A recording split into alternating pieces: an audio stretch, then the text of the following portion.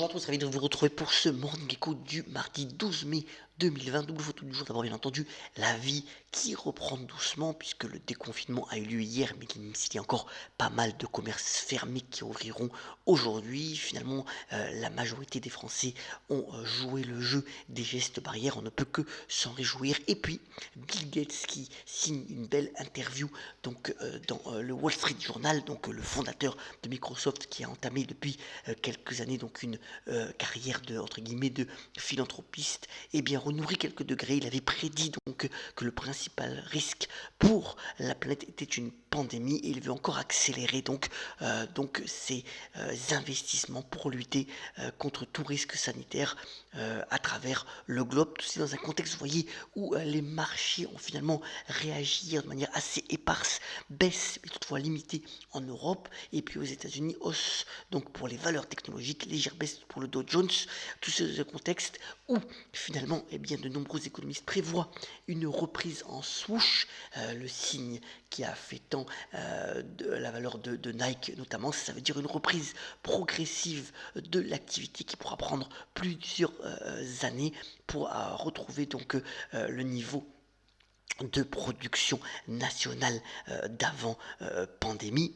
Vous voyez que ça avait été déjà le cas pour la crise de 2008 et ça pourrait être de nouveau donc cette possibilité évoquée donc par les économistes pour le moment actuel. Tout ceci dans un contexte aussi où la volatilité, donc le fameux VIX, c'est le graphique de droite, eh bien continue de baisser, l'appétence au risque revenant, plus de stabilité, soutenue d'ailleurs par le fait que sur le pétrole, et bien là aussi ça va un peu mieux après la très forte baisse qu'on avait connue bien entendu au cours du mois d'avril et les prix négatifs. Alors l'Arabie Saoudite a annoncé cette nuit une baisse encore de sa production de 1 million de barils supplémentaires, donc en baisse à partir du 1er juin. Vous voyez que les stocks de pétrole eh bien, diminuent au fur et à mesure que l'activité reprend dans les différents endroits du globe, et ça c'est aussi plutôt une nouvelle rassurante. Alors, je vais vous montrer aussi ce graphique relayé par le Financial Times ce matin.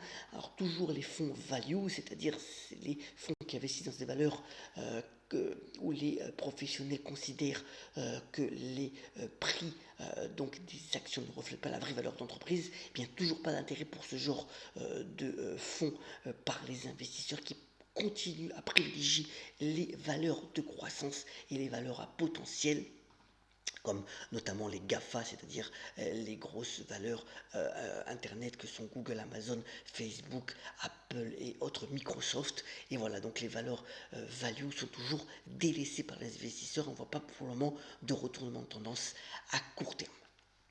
Alors sur le marché d'échange, deux points intéressants. D'abord, eh bien, cet histogramme relayé par les Échos ce matin qui démontre eh bien, finalement la faiblesse des devises émergentes sur 10 ans et encore plus accentuée par la récente pandémie où il y a énormément de ventes de ces devises-là qui ont été effectuées par les investisseurs. C'est une arme finalement pour lutter contre la baisse d'activité et la récession économique.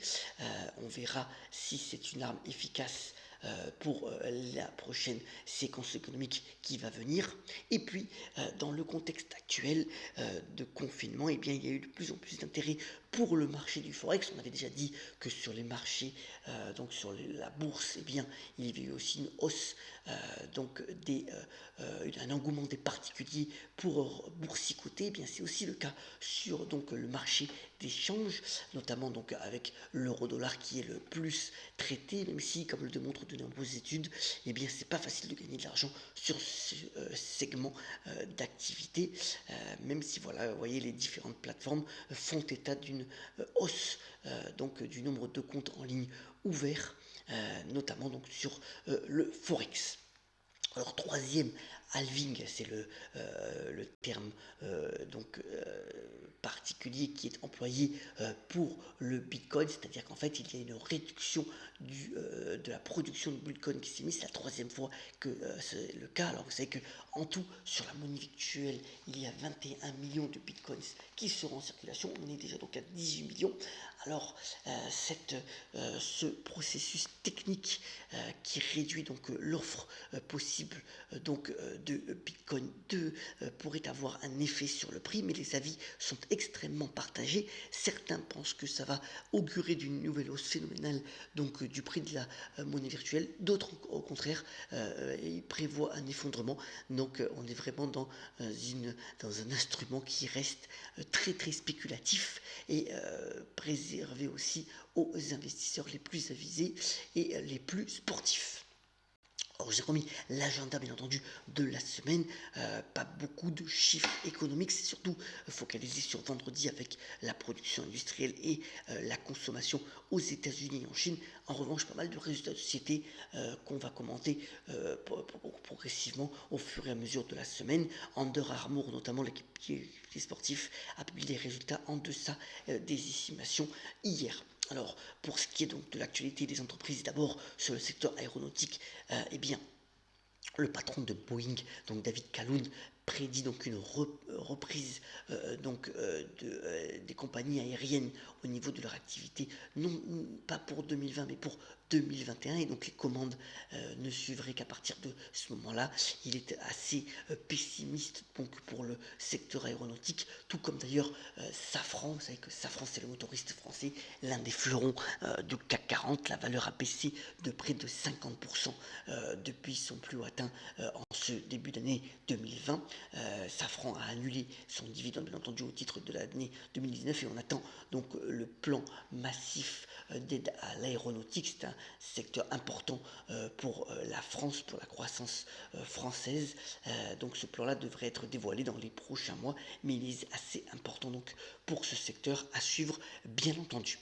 Alors, au niveau des nouvelles entreprises, Logitech, vous savez que c'est l'équipementier informatique, eh bien, surfe sur la vague, notamment de l'engouement pour les jeux vidéo. Alors, la société a publié ses résultats dans la nuit, ils sont encore au-dessus des estimations. Vous voyez qu'on est tout proche des maximums historiques pour Logitech, qui est vraiment une belle valeur suisse et qui continue d'engranger c'est les fruits de son innovation de produits, de son excellent positionnement. On aura aussi tout à l'heure les chiffres d'Iliad, donc la maison mère de Free. Ce sera assez intéressant de voir finalement la décomposition de ses résultats, les performances en Italie, mais aussi si Free continue à retrouver, à gagner de nouveau des abonnés. Vous savez que Xavier Niel avait racheté une bonne partie du capital à 120 euros. On se retrouve hier soir après la clôture à 140 euros.